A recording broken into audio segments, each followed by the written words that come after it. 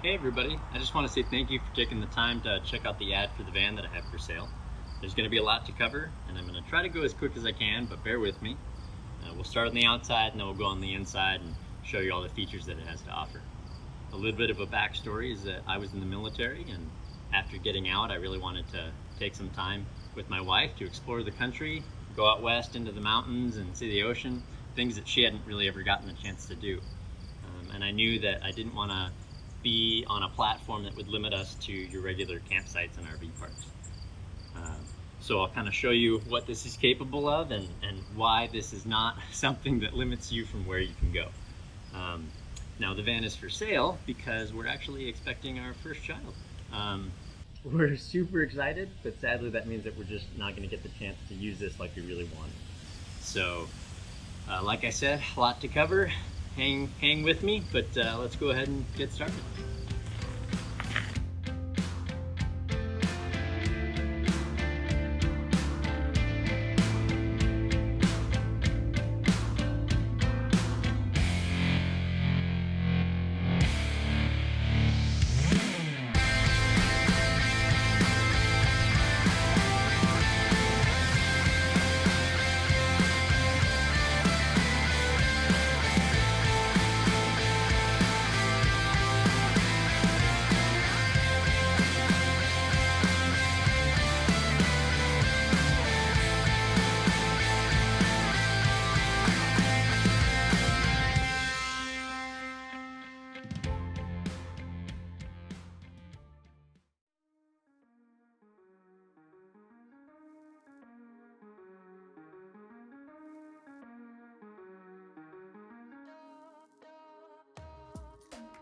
What you're looking at is a 2003 Ford E350 Super Duty with the Quigley 4x4 conversion. It's got the incredibly reliable 7.3 liter Power Stroke diesel, and I'm just under 150,000 miles on it. This van was purchased brand new in 2003 and then sent directly to Quigley for the conversion. And believe it or not, I actually have all the original Quigley documentation, including the build sheet and all OEM part numbers used in the conversion. It's also got the factory Ford ambulance package, which means it's got dual high-powered alternators. Beyond that, it does have some additional upgrades to the suspension. It's got the stronger rear Dana 60 full float axle, 410 gears, and Bilstein shocks all around. It's riding on 33-inch Toyo Upper Country tires, 16-inch Method wheels, and some new worn premium manual hubs. For exhaust, it's got the full 4-inch diamond eye pipes in black, and that's including the downpipe. I did add their quiet tone muffler since we wanted it quieter in the cab.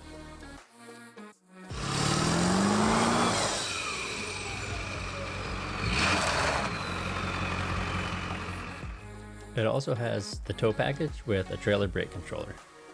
The undercarriage was sandblasted and repainted about 3 years ago, and then I made sure the van was bulletproof for our adventures, and I went ahead and replaced just a few of the things that are prone to wear out on these models. So that includes a new power brake booster, new diesel fuel supply and return lines, and then of course a couple new batteries, and those are Odyssey Extreme 950 cold cranking amp. Alright, I told you guys there's going to be a lot to cover, and here's where people that are interested are going to start getting excited, and the rest of you are probably going to start falling asleep. So I apologize, but let's just keep going. We'll start off with the exterior. It does have the original single stage black paint, and it's held up pretty well. You can tell that it's been over buffed a few times in its history, but I did go ahead and ceramic coat it, and that made keeping it clean a breeze, especially when we were on the road. I then did also bedline the bottom along each side, so you won't get any door dings or rocks or branches scratching it. Up front is a new 12,000-pound winch with a wireless remote and two heavy-duty welded-on D-ring anchor points with some extra tow chains. Now mounted along the chassis is a 140 decibel air horn, a 150 psi air compressor with its own 2.5-gallon tank, and your output control and gauge for the air compressor are mounted on the rear bumper in an access panel where your 110 shore power input is as well.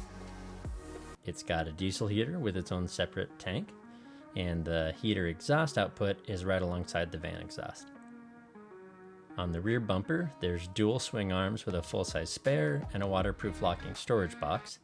And in that box, I'm going to include your recovery gear, your air hoses for airing up and down, your shore power plug and cable, and your water fill hose with a drinkable filter. Alright, now when it gets dark, there's enough light on this rig to light up a city. The headlights are LED multi-mode with white and amber or mix. There's 2 fog lights and a 20-inch light bar on the front bumper. There's a 50-inch curved light bar on the roof rack, as well as 360 degrees of floodlights. And lastly, there's full undercarriage rock lighting.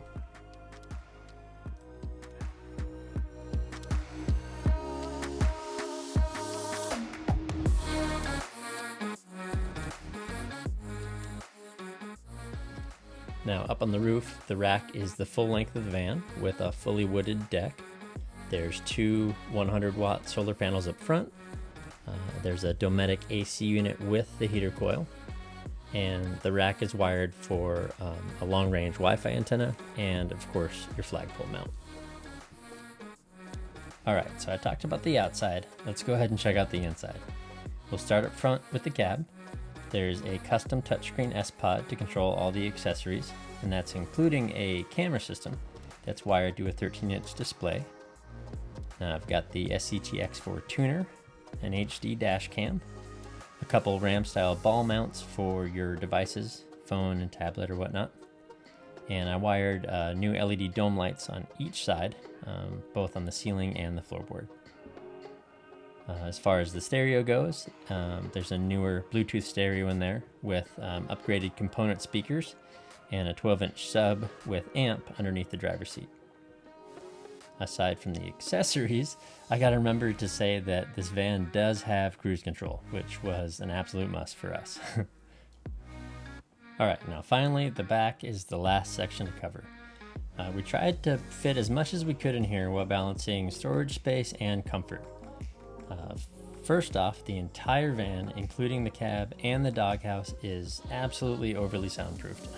Then every panel, door, roof, and floor is insulated to about an R value of 12, with multiple layers of polyiso board, denim, and then some spray foam to fill in the gaps. The floor is linoleum with some underlayment padding, and the walls and ceiling are all cedar wood. And a very important part of this build is its adaptability. I really didn't want to make much permanent or modify the van body very much. So along both sides, there's a really strong aluminum T-track bar, and that's bolted with riv nuts to the body. And then everything else on the interior is mounted to those tracks instead of the van body itself. It's very strong, but it's also really easy to modify. There's LED lighting around the ceiling that's color adjusting and dimmable, with LED lights under the bench for all your storage. There's lights inside the cabinet and a few more LED accent lights along the floor.